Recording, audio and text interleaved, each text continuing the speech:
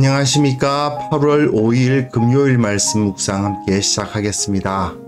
주님께서 그 진리의 풍성함으로 하루를 말씀으로 시작하시는 귀한 성도님들께 충만히 채워주시기를 간절히 기도합니다. 어제 본문과 연결되어서요, 오늘도 신학 이야기를 하지 않을 수 없을 것 같습니다. 오늘 본문은 마태복음 22장 41절부터 46절 비교적 짤막한 본문인데요. 어제와 오늘 이틀에 걸쳐서 예수님과 그 바리새인들 사이에 이루어지는 신학 논쟁을 통해서 바른 지식, 바른 신학이 얼마나 중요한가를 생각해 보게 되는데요. 말씀을 통해서 우리가 하나님의 은혜를 먼저 받고 그 다음에 계속해서 묵상을 이어나갔으면 합니다. 그럼 말씀을 보시겠습니다. 바리새인들이 모였을 때 예수께서 그들에게 물으시되 너희는 그리스도에 대하여 어떻게 생각하느냐? 누구의 자손이냐? 다윗의 자손이니이다. 그러면 다윗이 성령에 감동되어 어찌 그리스도를 주라 칭하여 말하되 주께서 내 주께 이르시되 내가 네 원수를 네 발 아래에 둘 때까지 내 우편에 앉아 있으라 하셨도다 하였느냐? 다윗이 그리스도를 주라 칭하였은즉 어찌 그의 자손이 되겠느냐? 한마디도 능히 대답하는 자가 없고 그날부터 감히 그에게 묻는 자도 없더라. 네, 말씀 잘 보셨습니까? 우리는 지금 다윗의 자손이라는 말로 시작하는 예수님의 예루살렘 입성 이야기로부터 다윗의 자손이라는 것에 대한 논쟁으로 끝나는 부분 21장과 22장을 이제 마친 셈입니다. 예수님께서 예루살렘에 들어가셔서 종말을 예고하시고 그리고 그들과 전투를 벌이시는 거죠. 물론 물리적인 싸움은 성전 청결 사건에 잠깐 일어났을 뿐이고 대부분이 다 논쟁으로 이루어져 있습니다만은 이 말씀으로 이루어지는 쟁론은 결국은 기존의 질서를 무너뜨리고 새로운 하나님의 나라가 세워지는 과정이라고 볼 수 있었습니다. 자, 오늘 본문은요, 어제 본문과 함께 기존의 종교 지도자들이 가지고 있었던 신학적 왜곡, 자기네들의 입맛에 맞게 하나님의 진리를 왜곡시켰던 것을 바로 잡고 진리란 이러한 것이다 라는 것을 보여주시는 거죠. 이것으로서 이제 그 논쟁은 마치고 있는 것입니다. 본문 보시면요, 바리새인들이 모였을 때에 어제 본문에서도 바리새인들이 모였죠. 왜 모였었습니까? 예수님께서 사두개인들의 입을 막으셨다는 소식에 모였어요. 마찬가지로 또 바리새인들이 모여 있는데 예수님께서 그들에게 물으십니다. 지금까지는 모두 다 종교 기득권자에 해당하는 대제사장, 장로, 바리새인, 사두개인 이들이 먼저 예수님께 물었어요. 먼저 묻는다는 것은 선공을 가하는 셈이죠. 먼저 공격을 하고 예수님께서는 그에 대해서 대답을 하시는 형태로 이루어졌는데 이제 이 마지막 부분에서는 예수님께서 먼저 물으시는 것을 볼 수 있습니다. 이것으로 이 논쟁이 끝나는 거예요. 지금까지 적들의 공격을 다 받아내시고는 이제 자, 그럼 내가 너에게 마지막으로 물어보자. 그러면 나의 공격을 한번 받아보아라. 이렇게 물으십니다. 너희는 그리스도에 대하여 어떻게 생각하느냐? 누구의 자손이냐? 이렇게 번역되어 있는데 자손이라는 말은 아들이란 뜻입니다. 휘오스. 헬라어로는 휘오스고요. 이 휘오스라는 단어가 아들도 되고 손자도 되고 먼 후손도 되고 이건 히브리어도 마찬가지예요. 히브리어에서 아들을 의미하는 벤이라는 단어가 손자도 되고 증손자도 되고 먼 후손도 되고 그런 겁니다. 어쨌든 이 아들이라는 표현, 누구의 아들이냐라는 질문을 하신 거예요. 그러니까 당연히 다윗의 아들이죠 하고 그냥 쉽게 답이 나옵니다. 이것은 이 당시 사람들이 가지고 있었던 기존의 선입견을 그대로 보여주는 것이고 이들이 가지고 있었던 기대를 나타내는 것이기도 했습니다. 예수님께서 태어나시기 전에 하스모네아 왕조가 있었어요. 마카비 왕조라고도 하는데, 이들이 왕이 되어서 그곳을 독립시켰던 시절이 잠깐 있었습니다. 그런데 문제는 이 사람들은 혈통적으로 다윗의 후손은 아니었어요. 그리고 그들의 통치가 이상적이거나 완벽하지도 않았고 결국 로마에 의해서 무너지고 말았죠. 유대인들은 어째서 하나님께서 그 언약을 지키사 다윗의 자손을 통해서 새로운 하나님의 왕조를 세워주시지 않는가? 다윗의 자손이 다시 회복되어서 저 예루살렘에 다윗의 위가 세워지기를 기대하고 있었단 말입니다. 하지만 사실은 현실적으로는 불가능하죠. 다윗 왕조가 끊어진 지 몇백 년이 지났는데 어떻게 다윗 왕조가 다시 세워지겠습니까? 하지만 유대인들은 말씀이 있으니까 하나님께서 말씀대로 행해 주실 거라고 기대하면서 그 주위 나라들 중 하나처럼 보좌에 앉아서 칼을 휘두르는 그 왕이 다시 나타나기를 기대하고 있었던 것입니다. 그 기대를 그대로 반영하고 있는 답이 바로 다윗의 아들이다, 이런 표현인 거예요.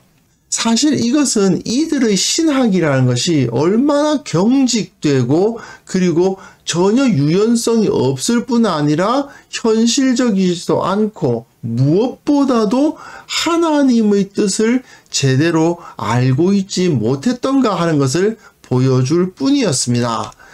그러니까 예수님께서 두 번째로 물으신 거죠. 그러면 다윗이 성령에 감동되어 어찌 그리스도를 주라 칭하여 말하되 주께서 내 주께 이르시되 내가 내 원수를 내 발 아래에 둘 때까지 내 우편에 앉아 있으라 하셨도다 하였느냐. 이게 시편 110편 1절을 말하는 것입니다. 여호와께서 내 주에게 말씀하시기를 내가 내 원수들을 내 발판에 되게 하기까지 너는 내 오른쪽에 앉아 있으라. 그런데 문제는 내 주에게라는 표현은 다윗이 쓰기에는 곤란한 표현이죠. 그런데 시편 110편은 다윗의 시, 레다윗이라는 표제가 붙어 있습니다.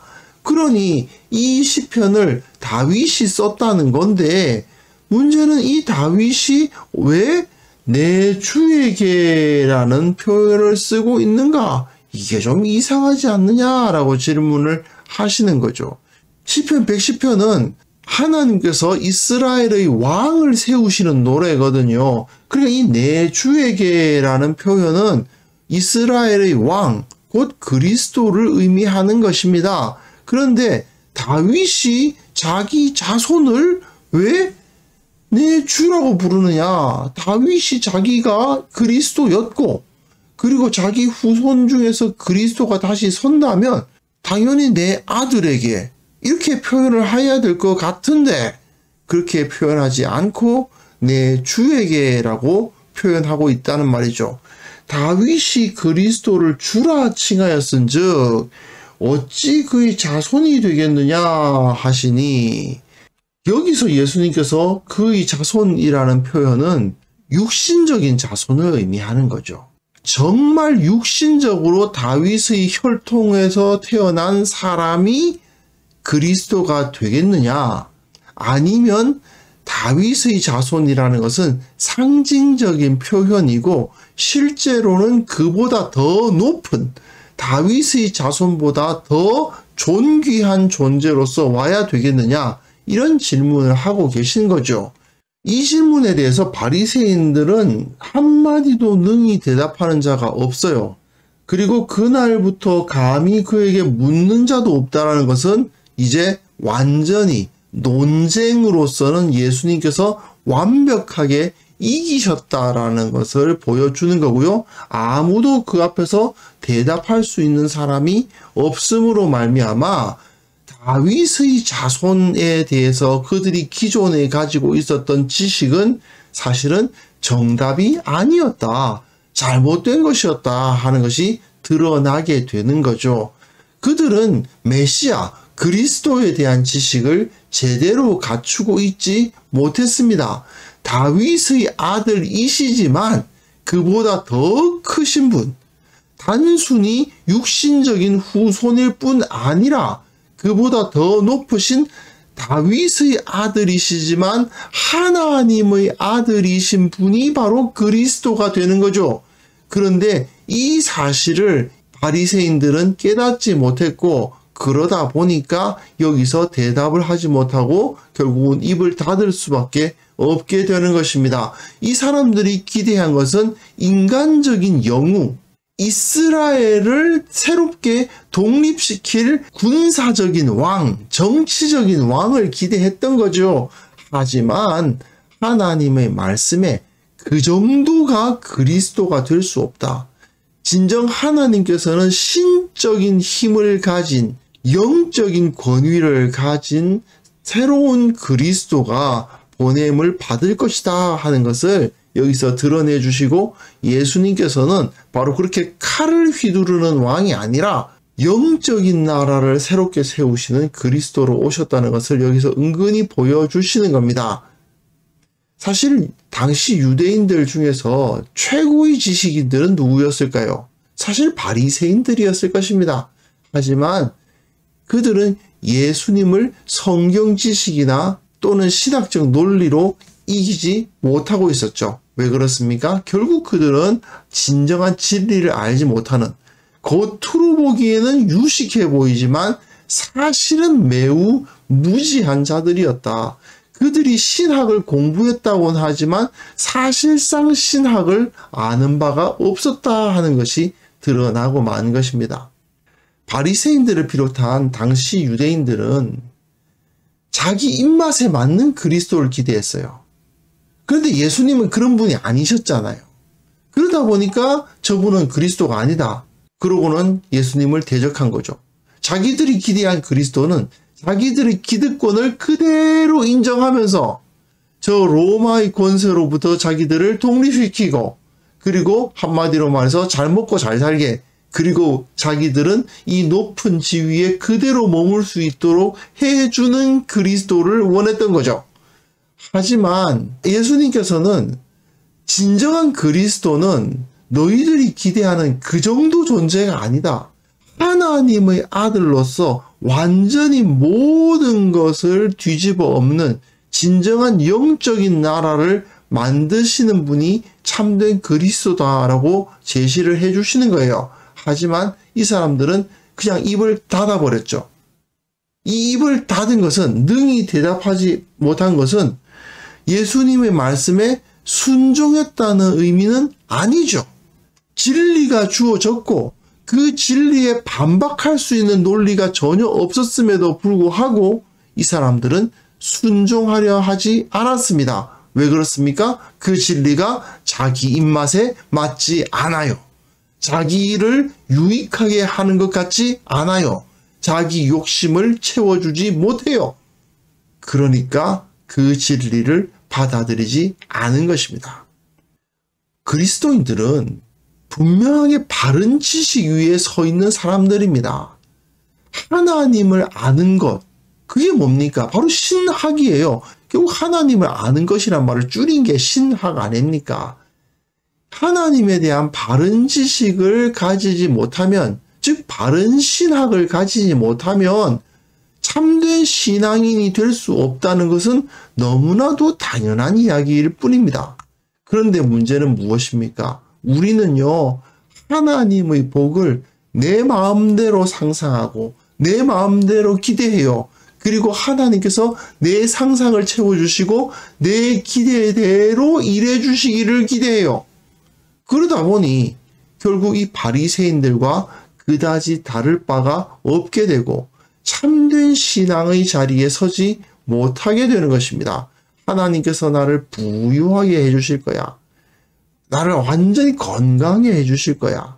우리 애들이 좋은 학교 다 들어갈 수 있게 해주실 거야. 이런 식으로만 생각하고 그런 분이 참된 하나님이다. 그런 분이 우리 주님이시고 그런 분이 하나님이시다. 이건 망상이지 신앙이 아니거든요. 신앙이라는 것은 하나님의 진리에 내가 맞추는 거지 내 기대를 하나님께 투영시켜가지고 하나님이 내 기대대로 행해 주실 것을 요구하는 게 아니라고요. 그런데 사실 이런 식으로 거짓된 신학 위에 서 있는 분들이 사실은 너무 많습니다. 우리가 바른 신학 위에 서지 않으면 이런 엉뚱한 태도에 빠지고 말 것입니다.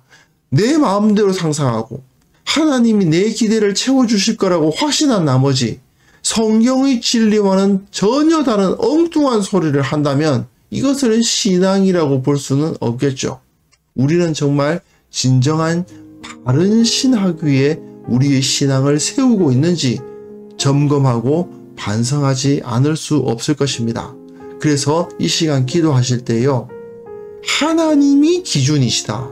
성경이 기준이고 내가 맞추는 거지, 나의 바람과 나의 기대를 기준으로 삼고는 하나님이 이대로 해달라고 요구하는 그런 어리석은 자가 되지 않도록 기도하시고, 그리고 우리 교회에 속한 모든 성도들이 온전히 바른 신학 위에 서서 주님 앞에 순종하는 자들이 되어서 참된 진리의 공동체가 되게 하옵소서. 함께 기도하는 시간을 가졌으면 합니다.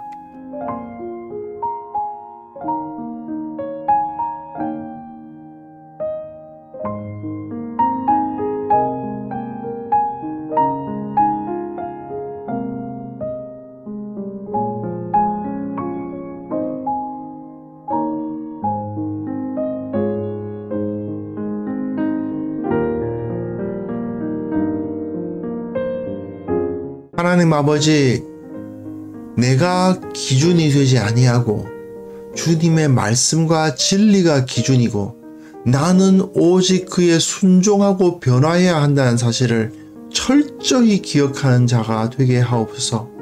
늘 겸손히 나 자신을 쳐서 복종시키고 말씀에 순종하는 것이 내 모든 것이라고 고백하는 삶을 살아갈 수 있도록 도와주시기를 원합니다. 이러한 삶을 우리 교회의 모든 성도들이 다 가지고 있어서 모두가 진리 위에 서고 바른 신학을 연마하고 온전히 그 진리에 순종함으로 말미암아 진리의 공동체, 순종의 공동체가 세워질 수 있도록 주께서 은혜 베풀어 주옵소서. 특별히 주님 앞에 간구하옵기는 이 한국 교회를 위해 기도합니다. 한국 교회의 이 강단을 지켜주옵소서. 가르치는 자들이 신실하게 말씀을 연구하고 말씀대로 가르치고 진리만을 선포할 수 있게 주께서 이끌어 주시고 도와주옵소서. 하나님, 강단이 바로 서지 아니하고 진리가 선포되지 아니하면 이 교회가 참으로 말씀의 기근을 겪을 수밖에 없사오니 주여, 주께서 불쌍히 여겨주시고 한국교회의 모든 설교자들에게 성령의 능력을 채워주시고 그 입에 하나님의 말씀을 넣어 주옵소서.